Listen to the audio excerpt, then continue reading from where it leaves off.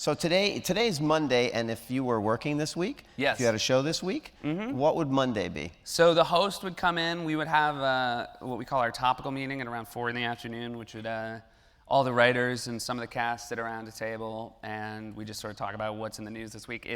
If we're lucky enough to have something like a debate that we know, like news that we know is going to happen, we sort of talk about that. It's a little hard on a Monday to know what the main stories are going to be. A lot of times people will be like, oh, this is going to be the big story this week, and then by Saturday it's not. But that's for Update you're talking about. No, this is everybody. I mean, it's more like just to get all the writers together and like talk. We talk about like what's in the news for like 15 minutes, and then we talk about everybody's weekend for like 45 minutes. But like fun stuff comes out of that, or like Fred Armisen will do a bit. I remember a few years ago, Fred just came in and just started doing a bit about how he'd been asked to perform at the Hamas election party. What?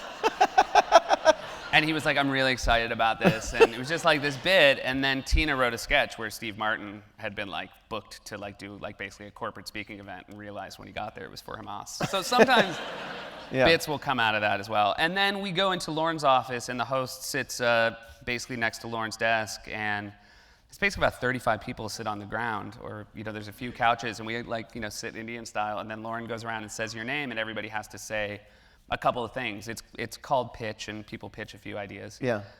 They're not binding pitches. Like a lot of people will pitch things they have no intention of ever working on. doing. Yes. Fred, I don't want to keep going back to Fred, but I don't think Fred has ever pitched something he has any intention of writing. He'll pitch weird things, like he'll be like, he'll just go like, Rosie Perez and I are dating now, so I just want to write something that she's in. That'll just be a weird esoteric Fred pitch. Oh, this is someone who says hi from Bedford, New Hampshire. All right, Bedford in the house. And I love Madam Meyers. Oh yeah, I was gonna say, did you have my mom as a teacher? Yeah. I love it. My mom is a French teacher, famous right? French teacher named Madame Meyers. And I will say, my hubris catches me off guard a lot when I go home, because I'll be at the grocery store in my hometown, and someone will come and go like, "Excuse me," and it's I'm in my head, I'm like, "Oh, it's a Seth Meyers fan." Yeah. And they'll be like, "Are you Madame Meyers' son?" And I'm like, I am. And they're like, "Will you tell them that Jean-Pierre said hello?" Because she only knows people from their French names. Yeah, of course. Of course. Will you tell her that Serge Jackson says hello?